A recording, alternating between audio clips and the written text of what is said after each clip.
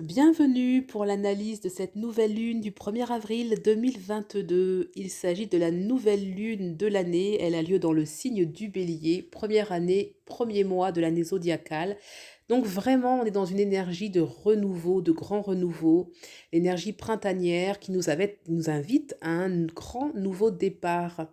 Donc là, on est sorti de la période du poisson précédemment, où on a pu connaître une fin de cycle, peut-être, la dissolution de certaines choses, la reconnexion aussi avec certains idéaux, certains rêves, puisque nous étions dans le signe du poisson avec, le poisson où il y a Neptune, Jupiter. Donc on a pu connaître vraiment, une fin de cycle, des remises en question profondes et là, c'est vraiment cette nouvelle lune en Bélier, elle va impulser, ces, nouveaux projets, ces, nouvelle façon de fonctionner et cela est tout à fait normal, ça correspond avec les énergies du printemps ou un petit peu à l'image de la vie où, les bourgeons sortent spontanément. Donc là, il y a vraiment un besoin de renouveau.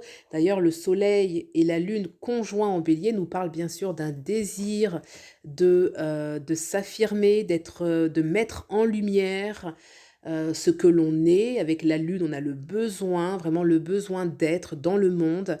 On a en plus Mercure qui est conjoint, à la nouvelle lune en Bélier et Mercure qui est bien sûr la parole, la communication, notre principe intellectuel et puis, nos échanges avec les autres et aussi en Bélier. Donc, on voit qu'il y a un besoin de communication, un besoin de s'affirmer, envie que les choses bougent, Mercure, c'est le mouvement, on a envie que les choses bougent, on a envie de communiquer et c'est vrai que le Bélier, c'est un signe de mise en route, d'impulsivité, de détermination. Ça peut être aussi un signe, non pas d'excès, mais d'impulsivité, de soudaineté.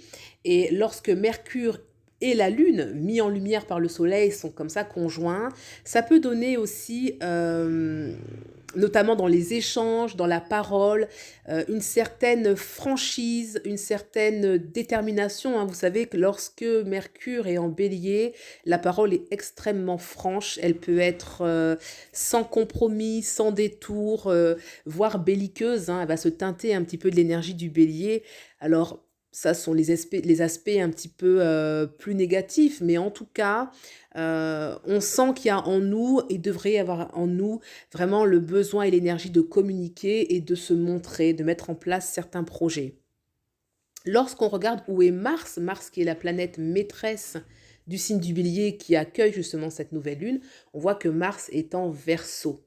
Alors, le Verseau, Mars en Verseau me parle d'agir pour sa liberté, pour ses idéaux, pour sa liberté à soi, mais aussi celle des autres. C'est pas un Mars égoïste, où souvent le bélier, on dit, c'est l'archétype du moi-je.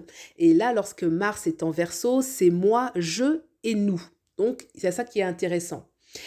On remarque tout de même que Mars est conjoint à Saturne. Donc là, on voit que l'énergie martienne d'impulsivité, d'action, de mise en route va être freinée, va être contrainte, va être limitée par Saturne, puisque Saturne, c'est une planète qui a tendance à inhiber en fait l'action de Mars. Ce sont des énergies extrêmement opposées. Mars, c'est le feu, l'action, je fonce, parfois même sans réfléchir. Et quand Saturne, c'est l'énergie froide, l'énergie qui contient, qui retient, qui empêche et peut-être qui garde ce qui est. Donc il n'y a vraiment pas l'énergie du renouveau avec Saturne. Et c'est vrai que Mars et Saturne en plus sont en carré avec Uranus, Uranus qui est la planète maîtresse du signe du Verseau. Donc ça me parle que ce renouveau printanier qu'on a vu avec le bélier, Mars qui est dans le signe du Verseau va quand même être limité. Alors limité, ça peut être soit contenu, donc rééquilibré, ou soit restreint par cette conjonction avec Saturne qui est en carré avec Uranus. C'est comme si il y aura une sorte de friction entre le désir d'y aller et en même temps la peur d'y aller. Je veux changer certaines choses, je n'ose pas changer certaines choses. Il y a vraiment une dualité comme ça. C'est comme si en fait, en même temps on veut courir et en même temps on veut ne pas bouger. Vous voyez, froid, chaud.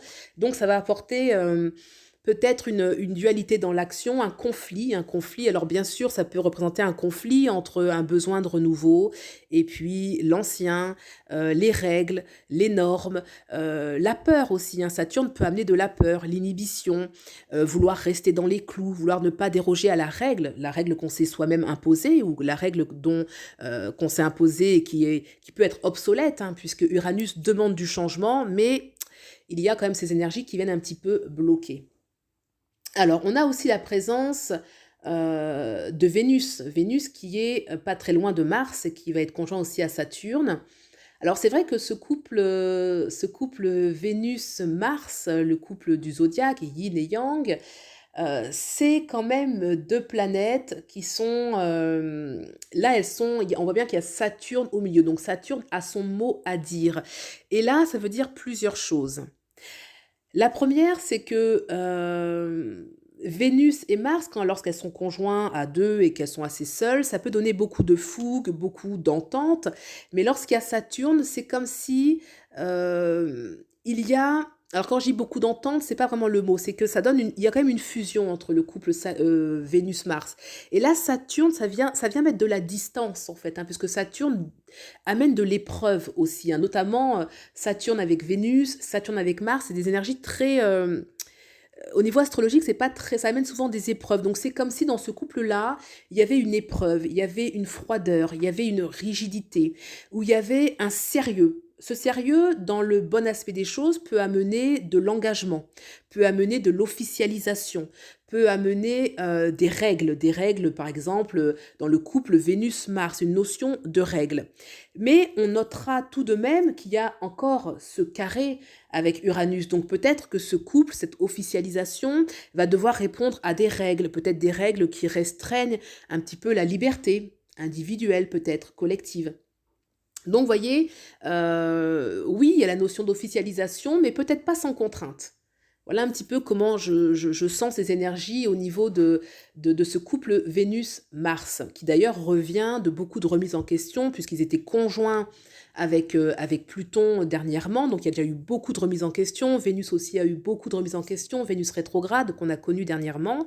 Et donc là, on sent que il peut y avoir des nouveaux départs basés sur beaucoup de règles, ou alors un départ qui est freiné, qui est contraint par l'énergie de Saturne.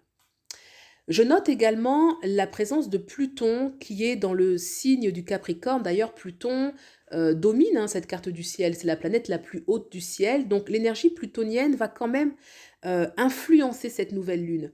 Et Pluton qui a eu un rôle très important aussi ces dernières lunes, hein, ces dernières lunaisons, Pluton amène toujours un peu une énergie de déstructuration et de restructuration. Donc on peut encore avoir dans ce cycle, hein, pourtant de nouvelles lunes printanières, de renouveau, on sent que les énergies sont encore un petit peu figées avec, comme je disais, ce qui se passe en Verseau, et Pluton qui demande encore de la transformation, puisque Pluton, c'est toujours ce qui demande de la transformation.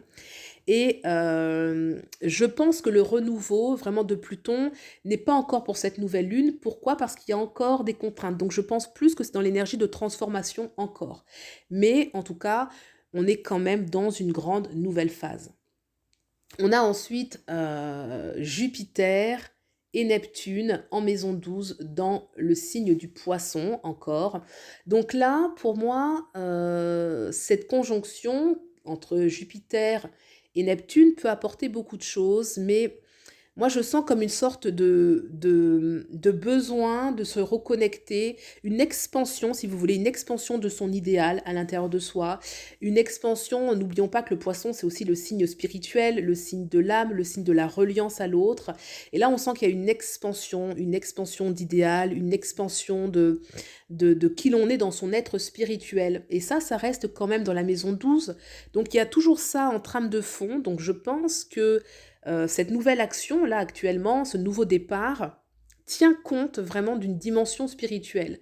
Il y a vraiment quelque chose, un idéal, une dimension spirituelle qui est là, qui va motiver cette action, ce désir en tout cas, hein, qui est vraiment ce grand nouveau départ, mais qui peut être un petit peu encore contraint par les énergies de Pluton et de Saturne et du couple Vénus-Mars. Voilà ce que je peux dire pour la nouvelle lune. J'espère que vous aurez trouvé des éléments de réponse par rapport à ce que vous vivez par exemple actuellement. Et puis, je vous souhaite le meilleur. Prenez bien soin de vous. Au revoir.